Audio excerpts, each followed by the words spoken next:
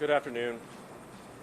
We continue to search this morning. We've got a number of aircraft and a number of cutters out this morning, and we'll continue to have aircraft and cutters out this afternoon in a search that presently exceeds 105,000 square miles. As I've been mentioning over the last couple days, as we've continued in this race against time, going into the evening and into tomorrow, our search area will extend from from several hundred miles off the coast of New England down to the central part of Florida. And at this point, without additional information, we have simply reached a point where our computer modeling and our ability to search in a given location are no longer allowing us to search with any reasonable degree or probability of success. And with that information, in meeting with our partners, meeting with the families and the other search assets, I've made the extremely difficult decision today that we will suspend the active search tonight at sundown.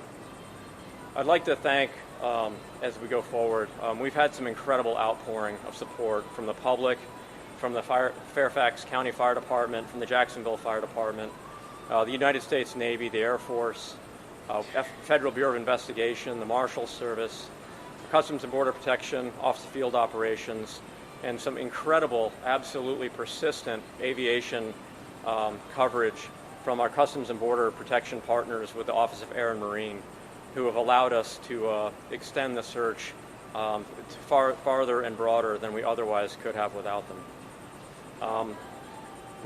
The Coast Guard, when we suspend a search, we never stop operating.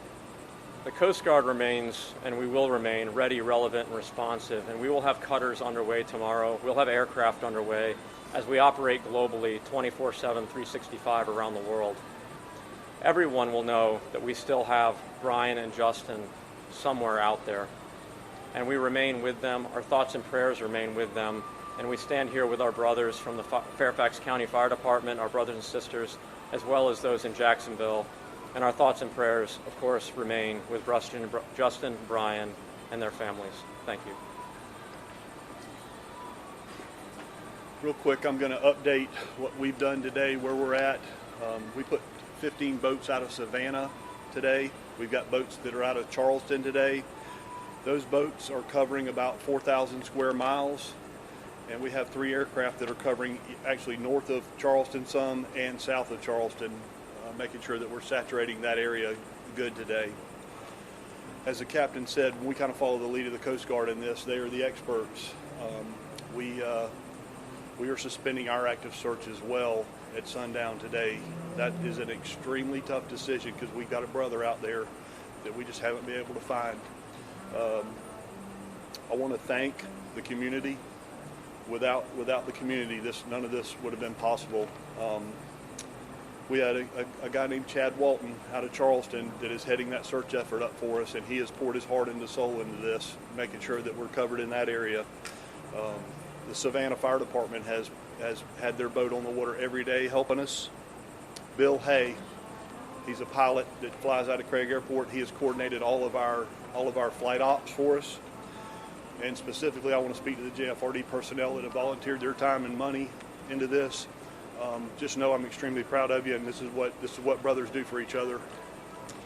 At this point, I'd like to bring up Chief Butler from Fairfax County and let him say a few words.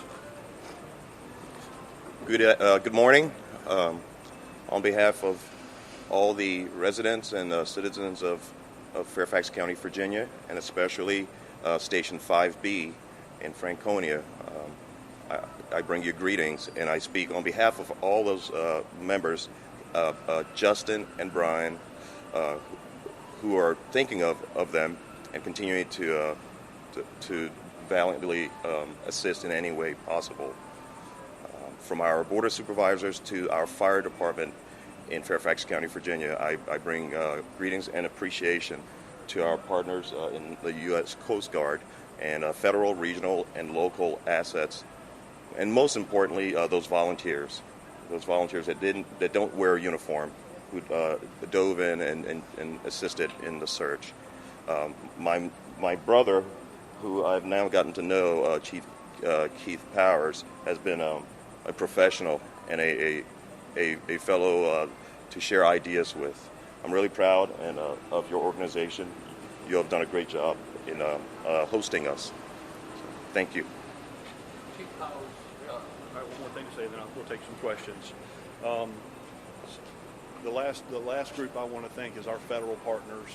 They have, especially the Coast Guard and under the leadership of Captain Blond, they have poured every reasonable asset into this area. And this search area is big, very big. I think I heard this morning you say the size of Colorado, to do everything possible to find these two firefighters. And Captain, I want to just give you a heartfelt thanks again for all that you've done and all the federal partners that have come in and helped us with this. Thank you. Chief Powers, everybody's heart, of course, goes out to the family. I assume you've been in touch with them. What are they feeling this evening? I just left the families right before we came out here, and their heart broke.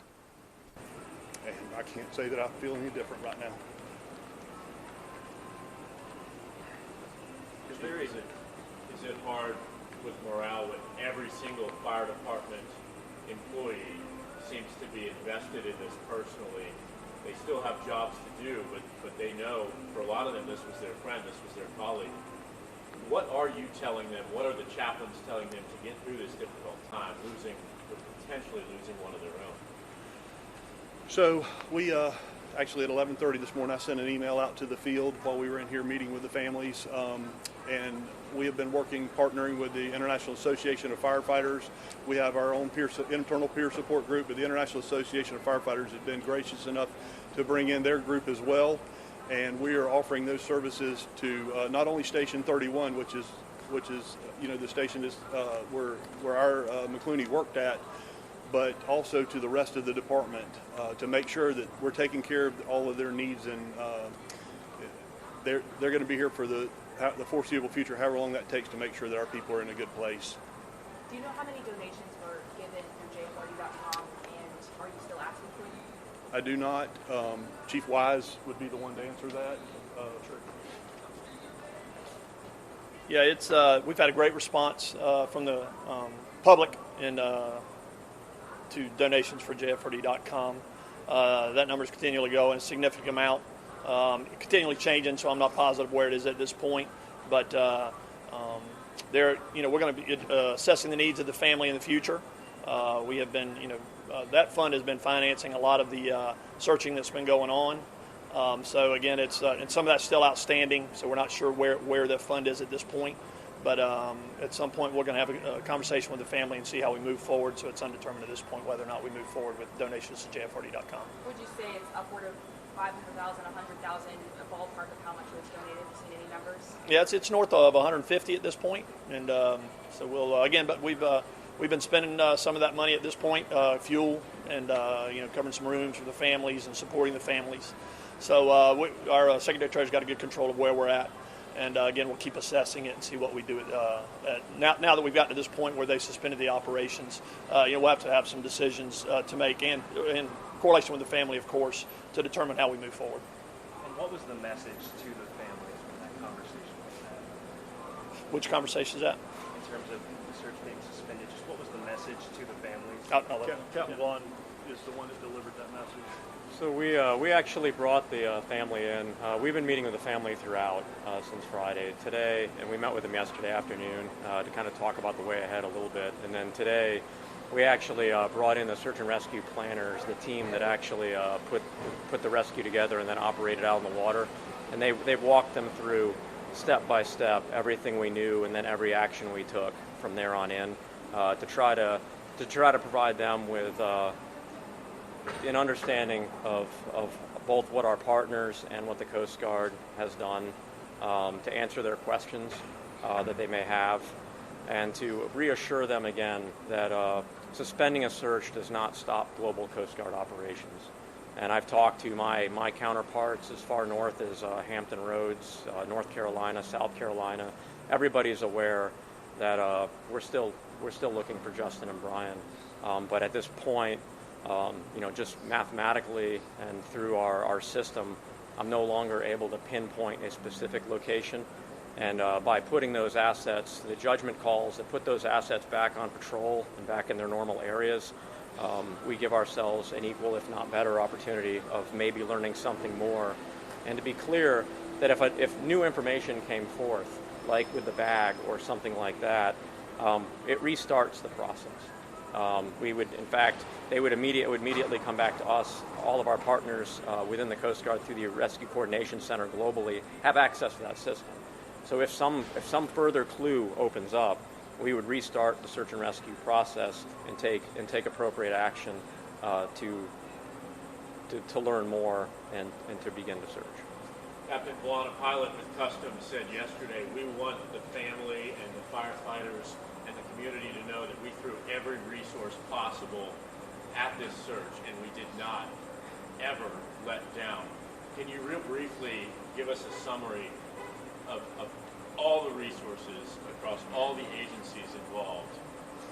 So all of the groups that I mentioned previously, from the Air Force, who assisted us on day one with some of the cell phone technology, working through the local providers to find the last ping on the cell phone. The United States Navy, the P-8 and the P-3 communities out of NAS Jacksonville that provided the most sophisticated maritime surveillance platforms in the world into this search. Customs and Border Protection flew the most persistent search patterns that I've experienced in my entire career, side by side with our Coast Guard assets, that allowed us to be in further north and further west and up and down the coast as we flew side by side with our DHS partners. The Jacksonville sheriffs, the Duval County, we've talked to the Port Commission all the way down from Cape Canaveral and all the way up through Jacksonville. The one thing I can't say enough about is the outpouring of public support and in the outpouring of support on the inshore side that was led by the JFRD team. The amount of boats they were able to put together, organize, and then search the inshore, I can't say enough, nor could I ever have imagined that they would have recovered a bag 100 miles north and 50 miles offshore. That is a miraculous find that frankly allowed us to extend beyond where we thought we'd be able to be, because it put us back on a target where we were able to search for 2 more days in the hopes of an additional clue. And that's the important point going forward, is that we will always continue to look for additional clues. And the entire Coast Guard system is aware that we still have a 24-foot Robalo. We're still looking for that boat. It's just that at this point, I'm not adding value by putting any asset in a particular location. We just have to continue to pray alongside the family that we learn something going forward that would allow us to respond again. And to clarify, that bag was the only item that was potentially linked to the missing firefighters. We know that there were some volunteers who went out and said they did find some pieces of debris, but the bag was the only item that was potentially linked. The bag was the only item that we were able to gain 100% concurrence with, that was absolutely linked to that vessel. There were other debris, in one case a cooler lid, that even though we weren't able to link it for sure, I made the decision with my team to treat it as if we did, and we searched on that just as we did with the bag to ensure that we literally left no spot in the ocean uncovered. And to the point made before, in my 25-year career, I have never seen a more comprehensive or a larger search effort for the area and for the time duration that we ran. This was an all-hands-on-deck evolution with partners, some of whom I've probably forgot to name, but we could not have put more into this than we did. And like I said, obviously our hearts and our prayers go out to the families. Chief Powers, the families, specifically the wives of Justin and Brian, have been so strong. They've been so amazing, speaking on behalf of their missing husbands. How are they doing today? Everybody, I think, watching feels for them. It's unimaginable. It is unimaginable, and obviously they're heartbroken. They're going through a tough time, and I know we've asked a lot out of the community, and I'll ask one more thing: keep those families in your thoughts and prayers, because they are going through an extremely tough time right now. Are they still flying? Is Natasha still flying today? She's here today. Captain Vaughn, obviously for your role and being the leader of this, it's got to be one of the hardest decisions you've ever had to make. It is the hardest decision. When you're talking about search suspension, it is the hardest decision any Coast Guard leader makes. It's unquestionably. Is this the last press conference, or will there be future updates? No, this is, for the time being, we're going to suspend the press conferences as well. Okay, thank y'all very much. At this time, if you want to answer